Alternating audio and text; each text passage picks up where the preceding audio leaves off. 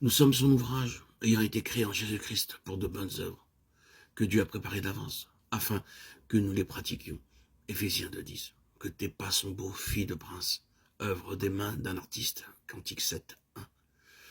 En réponse à la question posée, ceux qui demandaient le retour de la Soulamite la décrivent. Ils la voient toute équipée pour le service, œuvre d'un artiste, et ils la disent bénie, car ils comprennent maintenant qu'elle est séparée pour Dieu, et ne peut aller que lorsqu'elle est envoyée.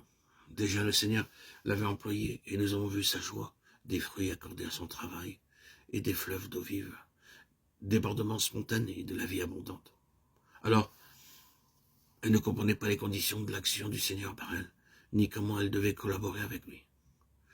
Mais maintenant qu'elle a atteint la maturité et peut recevoir la plénitude de Christ, elle doit savoir combien il est solennel d'être ouvrier avec Dieu, et qu'elle doit redouter d'être, par son ignorance, un obstacle au parfait accomplissement de ses desseins par elle. Dans la description que font de la Soulamite ceux qui l'appellent, nous trouvons les caractéristiques de l'âme équipée pour le service et les conditions de la collaboration avec Dieu. Que tes pas sont beaux, Cantique 7:1. Dans sa retraite, la Soulamite cherche maintenant à marcher selon l'esprit, Galates 5:26.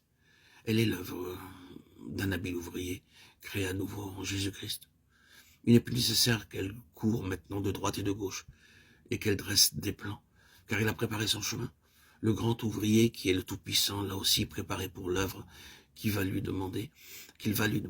Le plan, il le garde pas devers lui, mais il va guider pas à pas son ouvrière pour le travail à accomplir. Ses pieds sont beaux, car il marche avec Dieu, et elle est chaussée des sandales que le Seigneur lui donne. Le zèle que communique l'évangile de paix, Éphésiens 6:15. Paix au-dedans, paix au-dehors. Elle repose en lui, dans une paix parfaite. Et il la préserve du contact de ce qui est terrestre.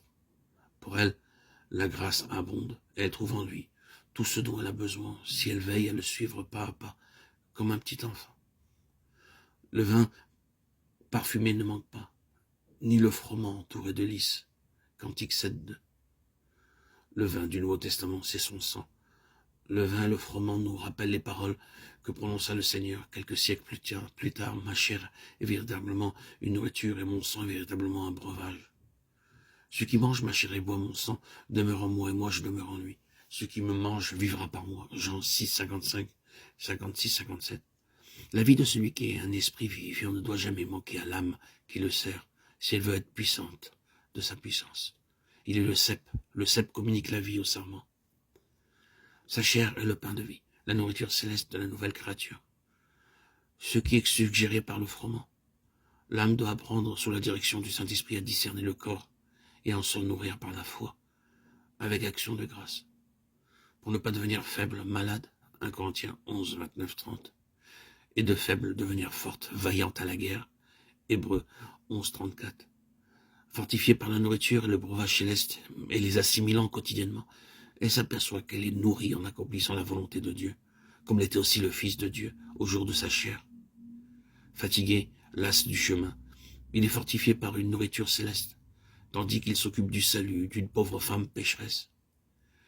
Les disciples le priaient disant, « Rabbi, mange », mais il leur répond, « J'ai à manger d'une nourriture que vous ne connaissez pas. Ma nourriture est de faire la volonté de celui qui m'a envoyé. » Jean 4, 32, 34.